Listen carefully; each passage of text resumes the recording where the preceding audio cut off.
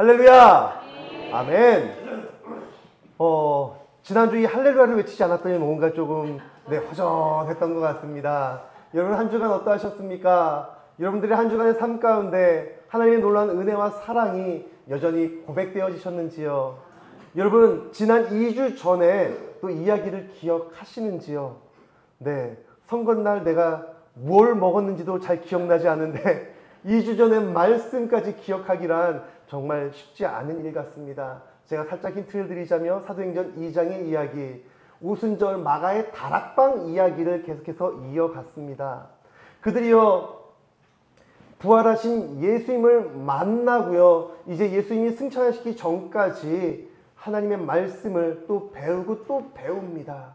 그러면서 그들이 다시 모이기 시작했습니다. 분명 예수님이 돌아가신 직후에도 그들은 모여 있었습니다. 근데 그들이 모여 있었던 이유는요, 무서워서였어요. 두려워서였어요. 하지만 지금 사도행전 2장에서 모여 있는 것은요, 무서움과 두려움이 아닌 일단은 오순절이라는 그 절기를 지키기 위해 모여 있었고요. 그들이 모여 있을 때 성령님께서 그들에게 임하셔서 강한 바람으로 임하셔서 그들이 다 한마음 한뜻이 되어서, 하지만 각자의 언어로, 서로 다른 언어로 방언 기도하는 놀라운 성령의 역사가 경험되어지는 그 일이 일어났던 것이에요. 이 120여 명의 사람들뿐만 아니라 그 기도의 방언 기도의 소리가요, 그 다락방 밖으로, 집 밖으로 퍼져 나아가니 그곳에 머물러 있던 많은 사람들의 이목을 끌기 시작합니다. 두려워하는 사람들도, 호기심에 또 시선을 두는 사람들도 있었지만, 성경에는 그 비중은 나와 있지 않지만 아마 마지막에 나와 있었던 술 취했다라고 조롱하는 사람들이 더 많지 않았을까 싶습니다. 그것을 왜 이렇게 생각할 수 있냐면요, 베드로가 이제 그 상황을 정리하기 위해서 대표로 나와 이야기하고 설교할 때요, 우리들은 지금 술 취한 것이 아니다 라고 이야기하는 것은 결국 그 많은 무리들이요, 그들을 호기심 있게 또한 두려움 있고 또 좋은 시선으로 바라보는 사람들도 분명 있었겠지만 그들을 조롱하는 사람들의 비중이 더 많았다라는 것이죠. 그때 베드로는 그들을 향해 선포하고 있습니다. 지난 2주 전에는요, 그가 이 베드로가 어떠한 설교를 했는지에 대해서, 그 설교의 내용에 대해서 우리가 함께 나눈 것이 아니라요, 그 설교를 한 베드로가 누구였는가에 대해서 우리가 함께 말씀으로 나누었습니다. 여러분들이 알고 있는 베드로는 누구입니까? 어부죠. 하지만 그 어부였던 베드로, 예수님의 제자이기도 하고요, 물론 공식적인 저기는 아니었지만 어느 정도 우리가 예수님의 수제자라고 여겨지는 그 베드로였습니다. 또 예수님이 잡히시기 직전까지도 내 목숨을 걸고 예수님을 지키겠노라고 다짐하며 또 가감히 칼까지 뽑아들어 피까지 봤던 베드로였습니다. 하지만 그 베드로가요, 예수님의 목숨까지도 지키겠다라고 정말 혈연단신했던 베드로가 예수님이 십자가에 달려 돌아가신 직후 그 누구보다도 가장 적극적으로 예수님을 부인했던 자가 베드로였다는 것이에요. 그러한 그가 지금 사도행전 2장에서는요, 그 누구보다 적극적으로 예수님의 말씀을, 예수님의 부활하심을 앞장서서 전하고 있다는 것이죠. 이 일이 어떻게 일어났습니까?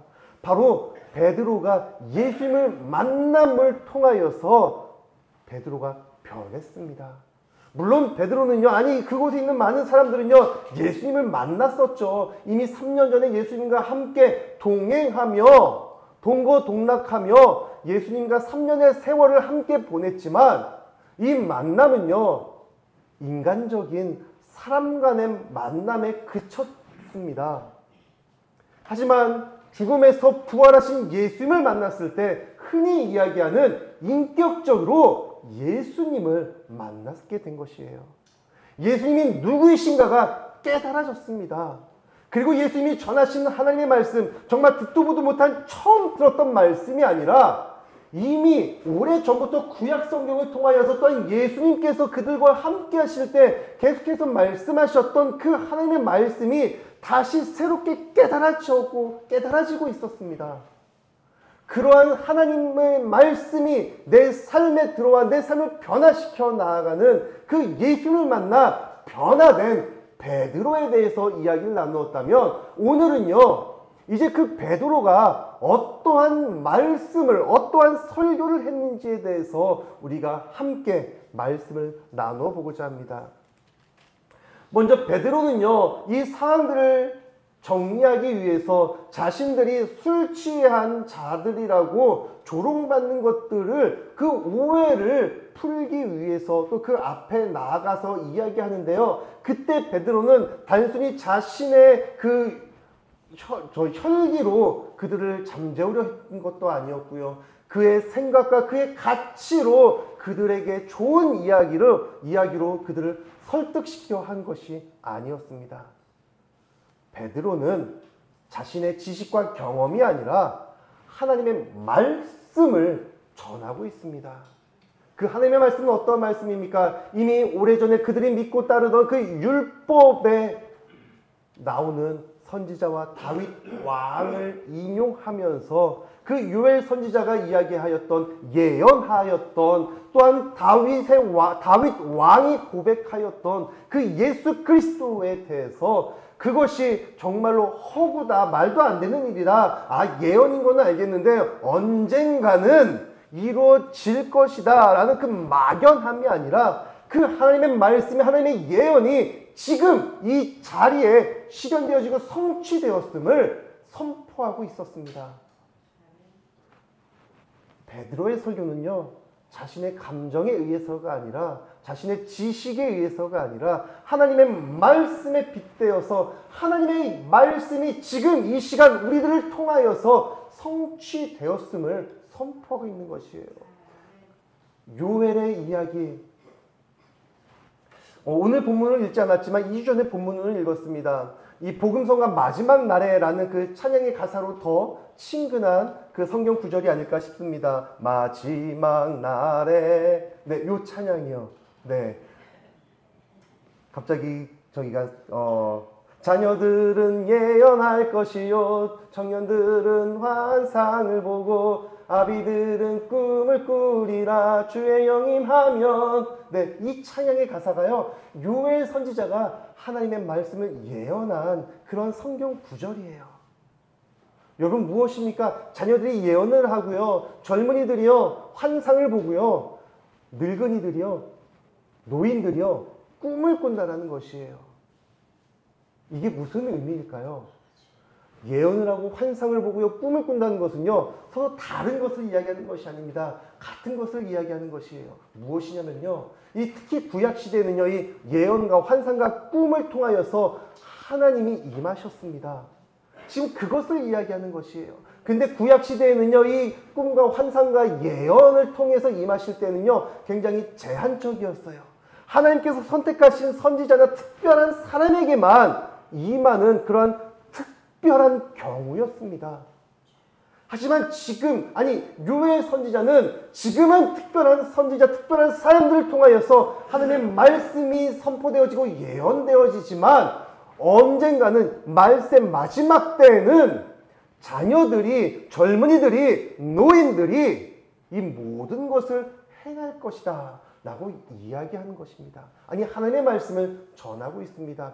특별히 자녀들은요 그냥 어린 자녀들, 막연한 어린 자녀들을 이야기하는 것이 아니라요 정말로 진짜 어린 아이들을 이야기합니다. 여러분, 예준이가 계속 방언을 합니다. 네, 아직까지는 방언 수준이에요. 그렇다고 그것을 예언이라고 이야기할 수는 없습니다. 지금 아이들이 예언을 한다는 것은요 굉장히 놀랄 노자예요. 그렇죠? 아이들은요 예언을 할 수 있는 영적인 능력이 뛰어난 존재라고 하기보다는 어리광부리고 또 사고치고 누군가의 도움을 받아야 되고요, 부모나 또 어른들의 교육과 가르침을 받아야 할 그러한 대상이 바로 어린 아이들, 자녀들입니다. 근데 그런 어린 아이들이요, 철없는 아이들이요 예언을 한다는 것이에요. 젊은이들이 환상을 본다는 거, 이 환상은요 거룩한 비전, 거룩한 시선이라는 뜻입니다. 여러분, 물론 다 상황에 따라 또 시대에 따라 조금씩 다르겠지만 그 각 그 각 세대별로 나누었을 때 가장 비관적이고 낙심하는 세대가 청년의 세대가 아닐까 생각되어집니다. 누군가는 취업을 하기 위해서 또한 학교에 들어가기 위해서 부단히도 노력하지만 그 벽은 굉장히 높다라는 것이지요. 취업을 하려는데 스펙이 딸린다라고 이야기하고요. 경력이 부족하다라고 이야기합니다. 그렇다면 그 스펙을 쌓는 동안 경력이 없어서 떨어지고요. 또한 그 스펙을 쌓지 못하고 경력을 쌓는 동안 스펙이 없다고 떨어지는 정말 그러한 세대를 살아가는 세대가 청년의 때가 아닌가 생각되어집니다.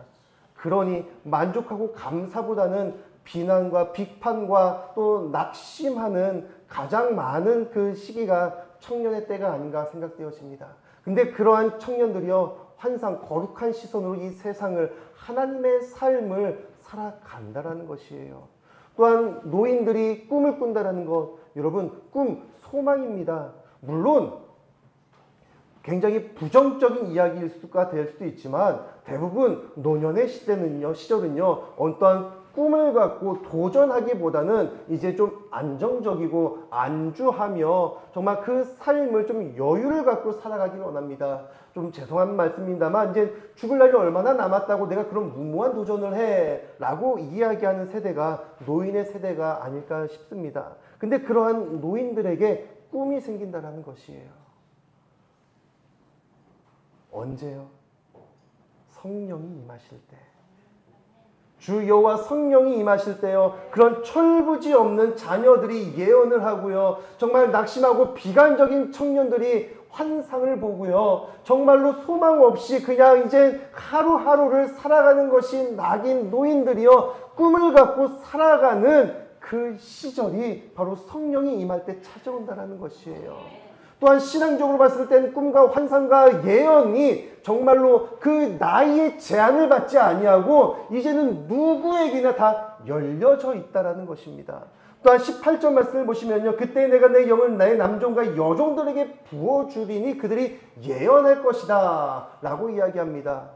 여러분, 이제는 그 성차별이 많이 없어졌지만 특별히 또 여성들의 지위가 많이 올라왔지만 뭐 한 7, 80년대 아니 90년대 초반까지만 해도 지금 드라마 제목이 생각이 안 나는데 귀남이 나왔던 그 드라마, 그때 아들과 딸인가요?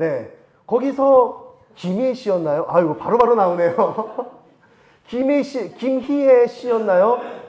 정말로 똑똑하고 정말로 인재이지만 여자라는, 딸이라는 이유로 아무것도 할 수 없었던 그러한 시대가 있었습니다. 근데 이때는 더했다는 것이에요. 잘 아시다시피요, 인구 조사에 그냥 한마디로 주민등록증조차 받을 수 없는 여자들은요, 아이들은 당연한 거겠지만 그러한 시대에 남자나 여자나 모두가 다 하나님의 영이 임할 때 예언할 수 있는 그러한 나이의 제한이 무너지고요, 성차별이 무너지는 그때가 이루어진다는 것입니다. 언제요? 성령이 임할 때요. 그냥 단순히 초대교회 신약의 시대에 조금 죄송한 말씀이지만, 죄송한 표현이지만 개나 소나 아무나 다 그것을 받을 수 있다는 것이 아니라 성령의 임재 가운데 성령의 임재를 사모하는 그 사람들에게 성령이 임하셨을 때 하나님의 말씀이, 하나님의 영이, 하나님의 능력이 그들과 함께함을 선포하고 예언하고 있습니다.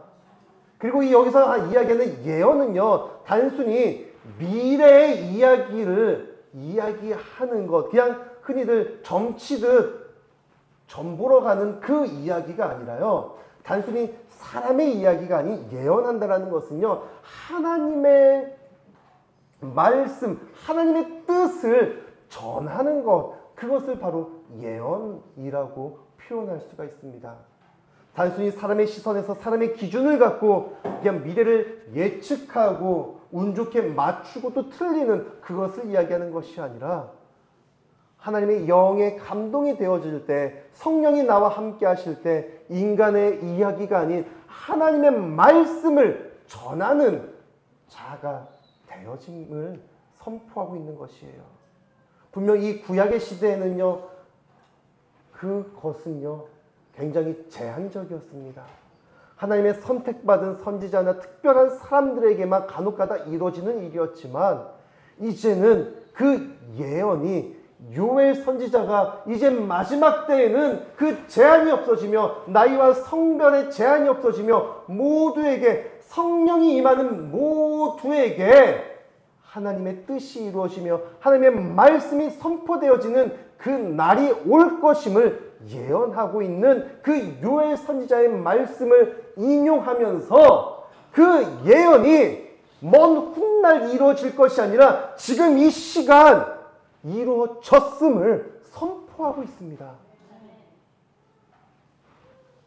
지금 그들이 술 취했다라고 아침 대바람부터 술 취했다라고 조롱하고 조롱받는 그 120여 명의 그 무리들이요, 결코 술 취함이 아니라 요엘 선지자의 그 예언이 성취되어져서 우리가 정말로 하나님의 성령의 뜨거움을 받고 하나님의 말씀대로 기도하는, 방언하며 예언하는 그러한 일이 이루어지고 있음을 베드로는 설교하고 있는 것이에요. 이 요엘 선지자의 이야기를 인용하면서 이렇게 설교를 하고요. 또한 다윗 왕의 또 시편을 인용하면서 그가 다윗이 이야기했던 그 구세주 메시아가 바로 예수임을 다시 한번 선포하고 있습니다.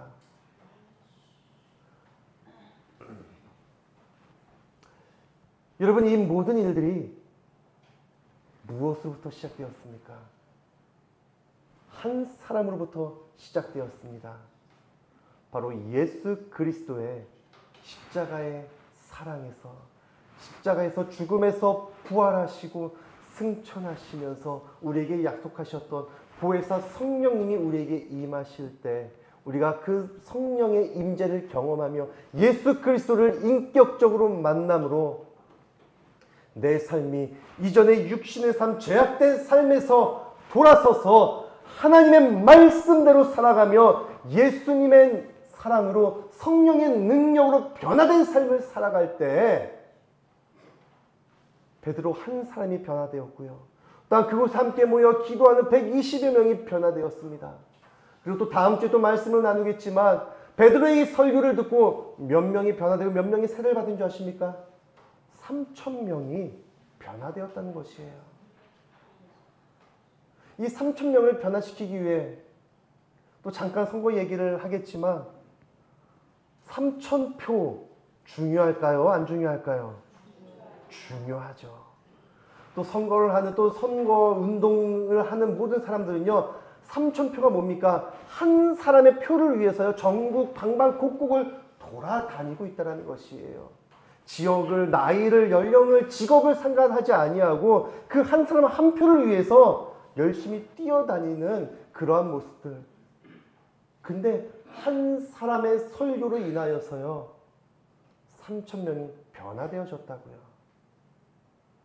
이 이야기가요, 이 역사가요 단순히 베드로에게만 2000여 년 전에 초대 교인들에게만 해당하는 먼 옛날 이야기일까요?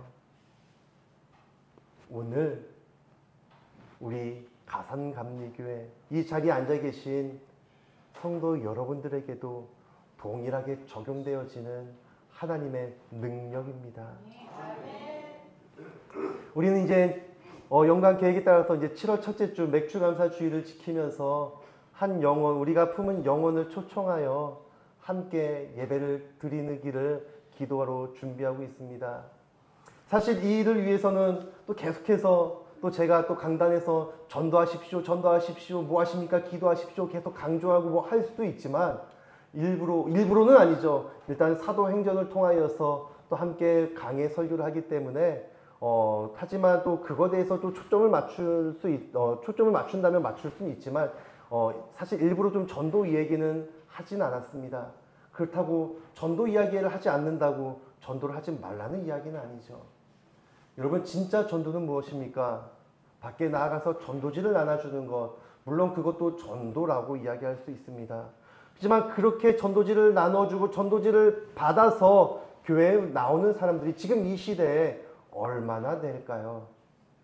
중요한 것은요, 이제 우리가 어떠한 전도지를 나눠주느냐가 아니라 전도지를 나눠주는 내가 어떠한 사람인가 여기에 집중해야 합니다. 지금 나는 어떠한 사람입니까? 지금 나는 예수를 만났다라고 이야기하고 고백하는, 또한 예수를 여전히 만나기를 원하는 나는 어떠한 사람입니까? 정말로 여러분들 예수님을 만나셨습니까? 예수를 만난 나의 삶은 어떠하십니까? 예수를 만나기 전과 후가 동일하십니까? 아니면 전혀 다른 삶을 살고 계십니까? 우리는 예수를 만나기 전의 삶과 동일한 삶을 살아가서는 안 됩니다. 베드로를 보십시오. 베드로도 분명 예수를 만나 함께 3년을 같이 지냈지만 그 만남은 단순히 인간적인 만남이었습니다. 하지만 십자가에 달려 돌아가신 예수님을 바라보고 무서워하며 두려움에 떨며 도망다니고 숨기 바빴던 베드로가 드디어 예수님을 인격적으로 만나며 그동안 수없이 들었던, 훈련받고 교육받았던 하나님의 말씀이 이제 내 생명의 말씀으로 깨달아진 그 베드로의 삶은 어떠한 삶으로 변화되었습니까? 한 사람에 물어보는 당신은 예수님의 제자가 아닙니까? 라는 그 한 사람 한 사람의 시선이 무서워서 도망가는 그가요,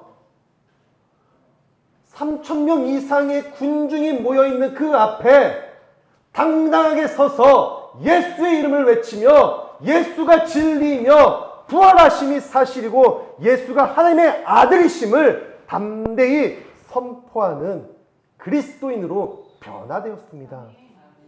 그 한 사람의 변화는요, 10명의 변화를 이뤄냈고요, 또 120명의 변화를 이뤄냈고요, 한 사람의 변화는 3,000명의 변화를 이끌어내는 놀라운 기적을 행하고 있다는 것이에요. 여러분, 진짜 기적이 무엇인지 아십니까?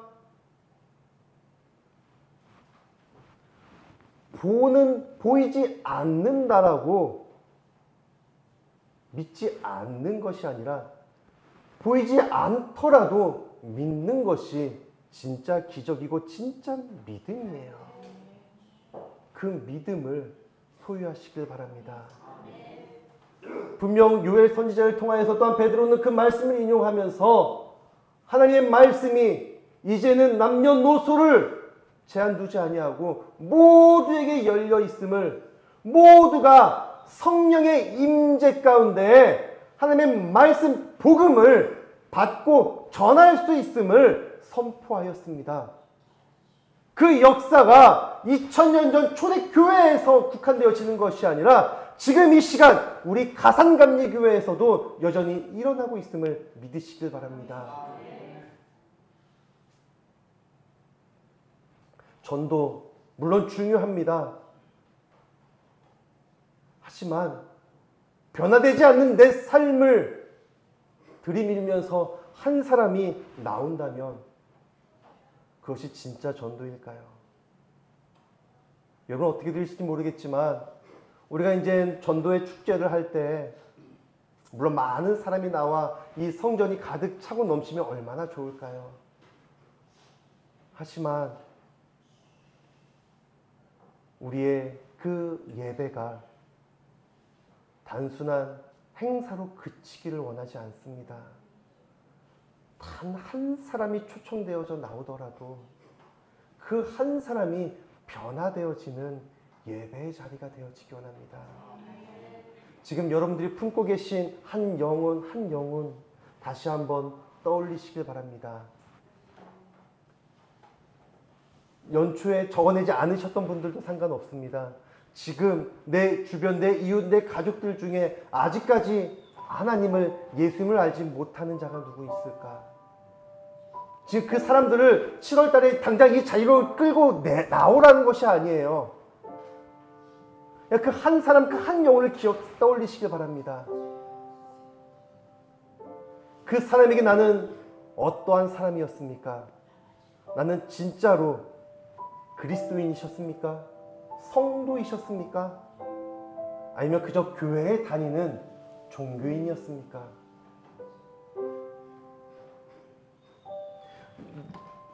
내가 정말 그 사람을 전도하고 싶은데, 내가 정말 그 사람에게 예수님을 소개하고 싶은데, 내 입술을 통해서, 내 삶을 통해서 전해 듣는 예수는 그 사람의 입장에서는 어떻게 받아들여질까요?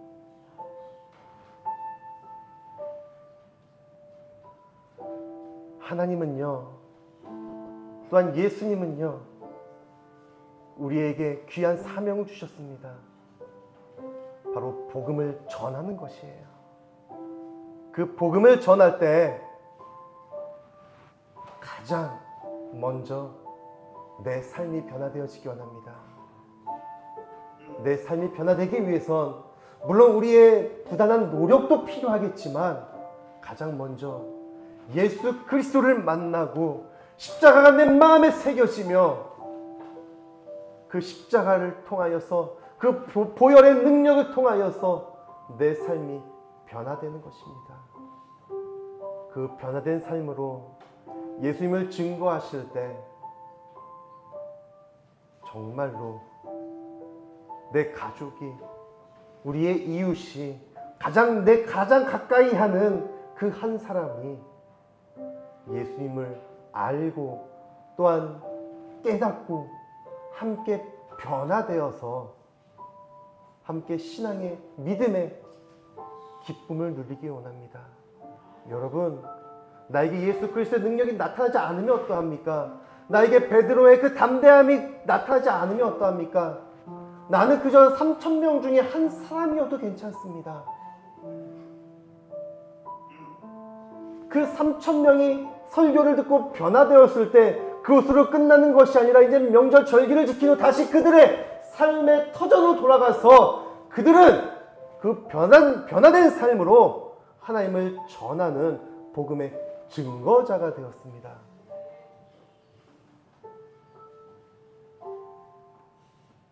우리는 바로 그 복음의 증거자가 되어지기 원합니다.